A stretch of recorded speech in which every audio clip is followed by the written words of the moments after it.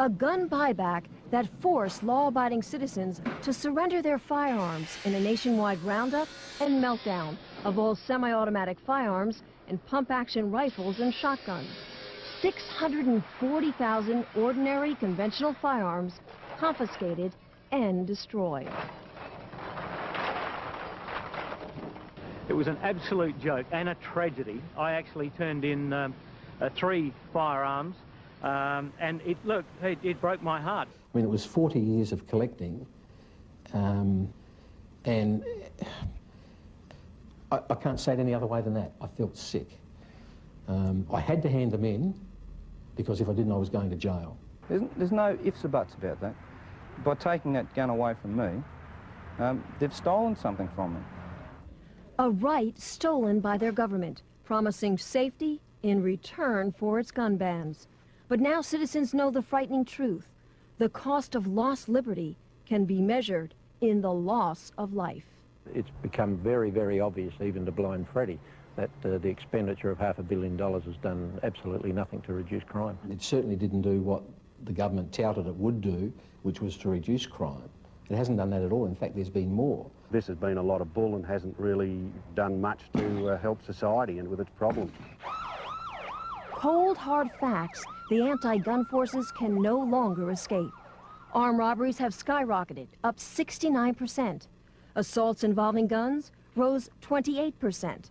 Gun murders increased 19%. And a new phenomenon, home invasions jumped 21%. An increase politicians insist they can't explain because they're still trying to legally define what a home invasion is and what the penalty should be. Part of the difficulty is that there is no clear definition of home invasion in the law. Never cease to be amazed at the ingenuity of lawyers. If the politicians want a pay rise, boom, that's done in 20 minutes. But to define home invasion, what a joke. I have no trouble at all in defining what a home invasion is. I think if someone sets their foot inside your door uninvited, they are invading your home and your privacy. And victims who have survived home invasions don't need a definition. They've lived through hours of terror. Arthur Field was tied up, his hands and feet taped, his phone lines cut, while 2 robbers ransacked his house. And they jumped on me and knelt on my chest and grabbed me around the throat because I immediately started calling out, "Help."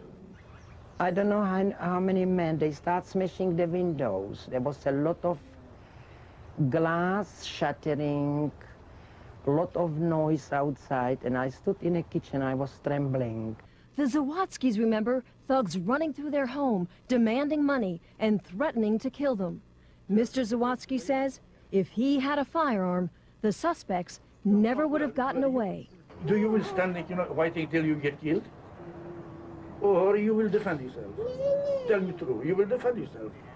Scars that never heal, citizens left powerless, but it's criminals who have been empowered and emboldened by the new gun laws because the innocent can't fight back. What's happening today is that the offender, the bad guys, are happy to break into somebody's house. They're not frightened to break into somebody's house while they're at home. Citizens deny the right to protect themselves by a justice system that won't. Well, my opinion of the legal system here is it's absolutely weak.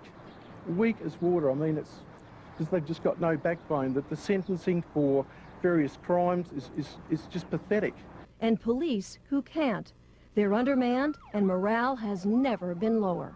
It's very bad at the moment. It's never been worse. Since 1993, we've had a real decrease in over 230 sworn police officers in this state. These policemen have joined the job, police women have joined the job to go out and do it, and they can't even attend at breaks or assaults because there's no vehicle to even get them there.